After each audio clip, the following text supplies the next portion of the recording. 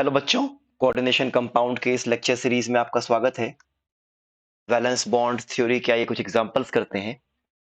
जैसे मान लीजिए क्वेश्चन दिया है कि find the shape and hybridization of complex anion NiCl4 2- having two unpaired electron. दो अनपेयर्ड इलेक्ट्रॉन क्या हो गया? This is the extra information.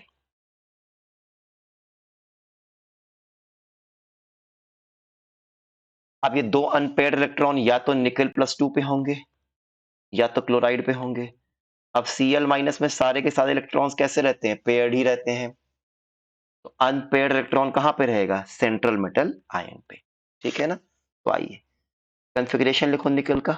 निकल का atomic number 28, argon 4s2 3d8। तो निकल +2 क्या हो जाएगा आपका? Argon 3d8 4s0 and of course 4p0। मैं इसका ऑर्बिटल डायग्राम बनाता हूं। 1 2 3 4 5 6 7 8। ये हो गया 3d8, ये हो गया 4s0 और ये हो गया 4p0। अब आप देखो बेटा, कोऑर्डिनेशन नंबर 4 है इसका, तो मेरे पास तीन ऑप्शन हैं। या तो D3s या sp3 या dsp2। ठीक है ना? D3s की पॉसिबिलिटी मैं सबसे पहले रिमूव कर दे रहा हूं, क्योंकि D3s के लिए या तो D0 कॉन्फ़िगरेशन हो या D1 कॉन्फ़िगरेशन हो। लेकिन यहाँ पे कॉन्फ़िगरेशन क्या है? D8। तो D3s की पॉसिबिलिटी तो गई। समझ में आ रही है मेरी बात? अब दो पॉसिबिलिटी बची, या तो sp3 या dsp2। अगर DsP2 हाइब्रिडाइजेशन मुझे चाहिए, बेटा सुनना मेरी बात ध्यान से। अगर DsP2 हाइब्रिडाइजेशन मुझे चाहिए, तो जो N-1D है, मतलब 3D है, जो 3D है, क्या उसमें एक ऑर्बिटल वेकेंट चाहिए कि नहीं? एक d ऑर्बिटल वेकेंट चाहिए कि नहीं? और अगर एक d ऑर्बिटल वेकेंट करोगे तो इसको यहाँ पे पेयर अप होना पड़ेगा, तभी तो ये वाला d ऑर्बिटल खाली बचेगा। लेकिन अगर आप पेयरिंग कर दोगे तो अनपेयर्ड इलेक्ट्रॉन तो जीरो हो जाएंगे। मेरी बात समझ रहे हो? मैं फिर से बोलता हूं, DsP2 के लिए N-1D एक खाली होना चाहिए। N-1 क्या हो गया? 3 हो गया। एक 3D ऑर्बिटल खाली चाहिए। एक 3 ऑर्बिटल को खाली करने के लिए इलेक्ट्रॉन्स को पेयर अप होना पड़ेगा। Number of electrons will become 0। ये तो कॉन्ट्रास्ट है as compare to observation. NiCl4 2- has 2 unpaired electron दिया हुआ है क्वेश्चन में, तो DsP2 हाइब्रिडाइजेशन भी गया। मेरी बात समझ में आ रही है? जाहिर सी बात है, इस कंपाउंड का हाइब्रिडाइजेशन क्या हो गया? sp3। और sp3 है तो जाहिर सी बात है बेटा लोग, क्या हो गया? टेट्राहाइड्रन। क्या मेरी बात समझ में आ रही है? बोलिए। बिल्कुल ऐसे ही अगला क्वेश्चन, सेम चीज। फाइंड द शेप, मतलब geometry and hybridization of NiCN4 2- given that it is diamagnetic। ठीक है बेटा? अगेन, डायमैग्नेटिक मतलब नो अनपेयर्ड इलेक्ट्रॉन। निकेल तो +2 में है। निकेल +2 का कॉन्फ़िगरेशन हमने लिखा क्या? आर्गन, अभी लिखा है पीछे, 3d8 4s0 4p0।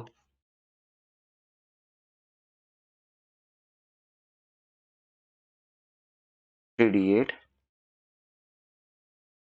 4s0 4p0। अब आप देखो बेटा, 3d8 में तो दो अनपेयर्ड इलेक्ट्रॉन है, लेकिन क्या कह रहा है? This complex should have no unpaired electron. क्या होता है? 3d के इलेक्ट्रॉन्स पेयर अप हो जाते हैं। अब ये पेयर अप सर क्यों हो रहा है? ये आप क्या कर रहे हो? ये तो आप होन्स रूल को वायलेट कर रहे हो।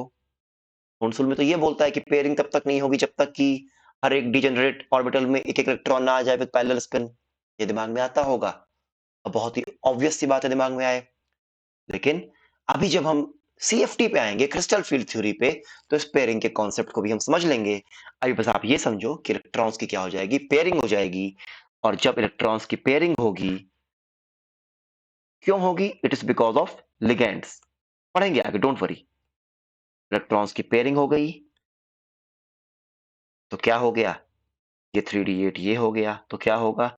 एक डी, एक एस और दो पी आपस में इंटरमिक्स होंगे, हाइब्रिडाइज होंगे। क्या बनेगा? DsP2 हाइब्रिडाइज ऑर्बिटल, जो कि ऑफ कोर्स कैसा रहेगा? Square planar.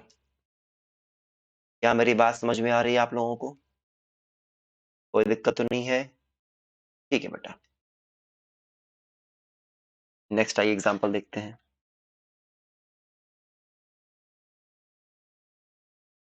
Next, find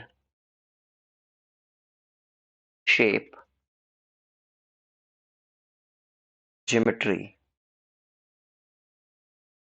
and shape comma shape या geometry and hybridization and of course spin only magnetic moment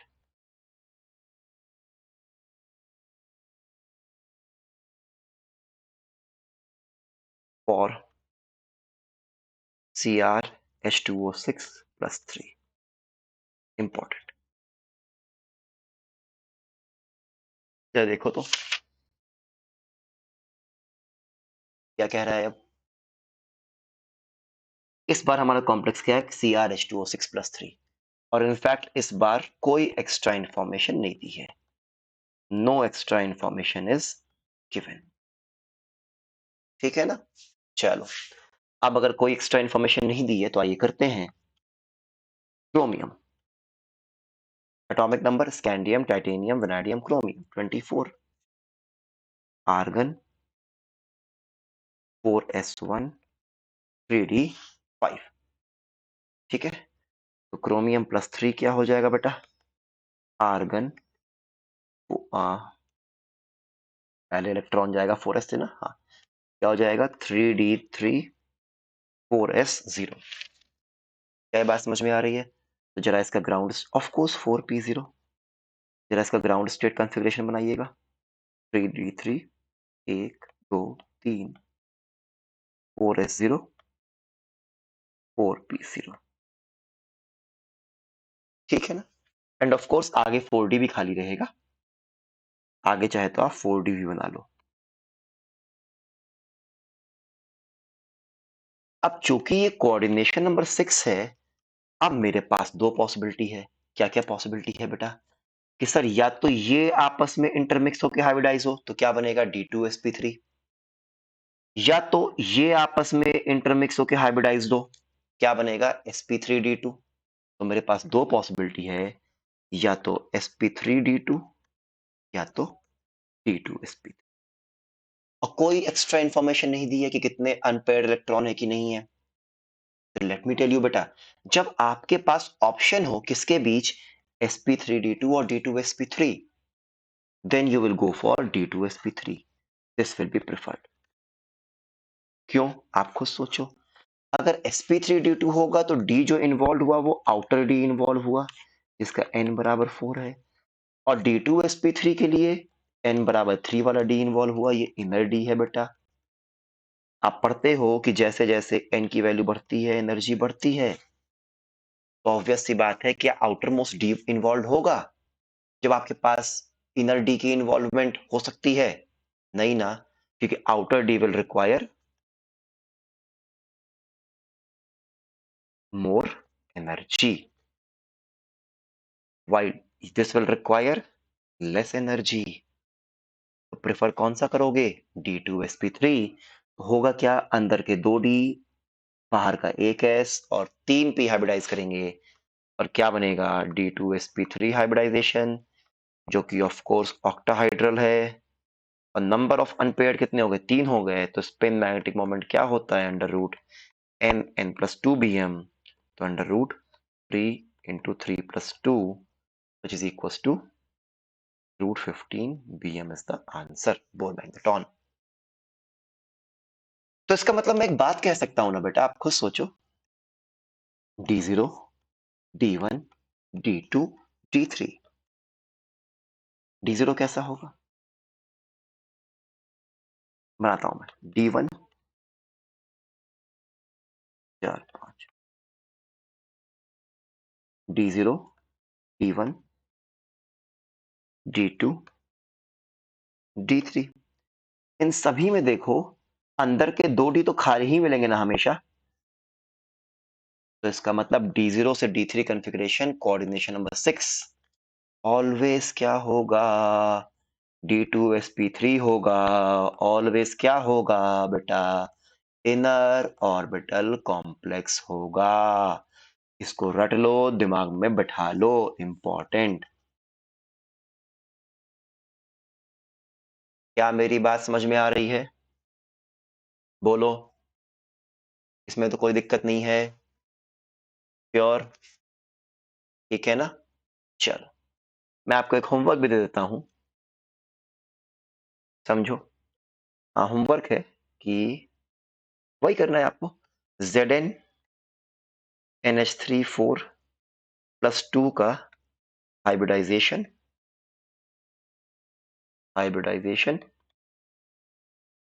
geometry और spin only magnetic moment calculate करो। नो एक्स्ट्रा इन्फॉर्मेशन, मतलब आवश्यकता ही नहीं होगी, इसलिए नहीं दिया है। क्या मेरी बात समझ में आ रही है आप लोगों को? ठीक है, अब लिखते हैं ड्रॉबैक्स ऑफ वीबीटी।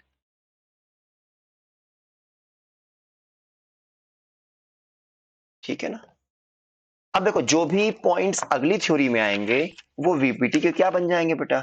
ऑब्वियस सी बात है, वो वीपीटी के बन जाएंगे ड्रॉबैक्स। ठीक है ना? तो मैं कुछ पॉइंट्स लिख लेता हूं। जैसे सबसे पहला पॉइंट तो मैंने पहले ही बताया था कि can not predict the exact hybridization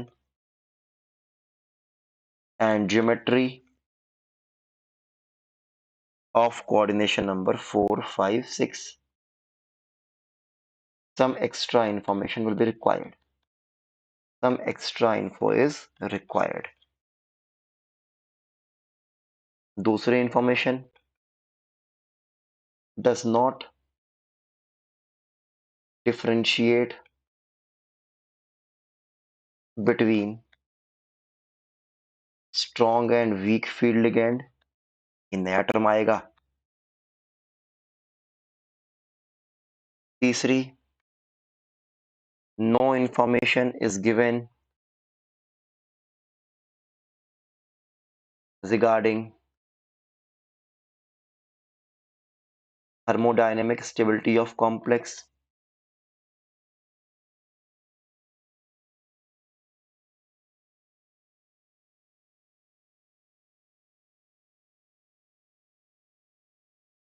Fifth,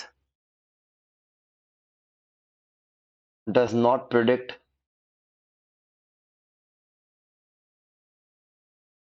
the color of complex.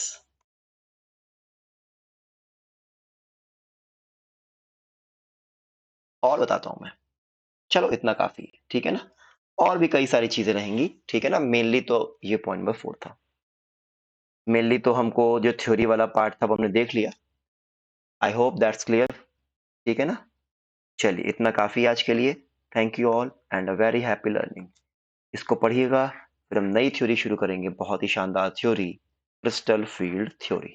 Thank you, thank you.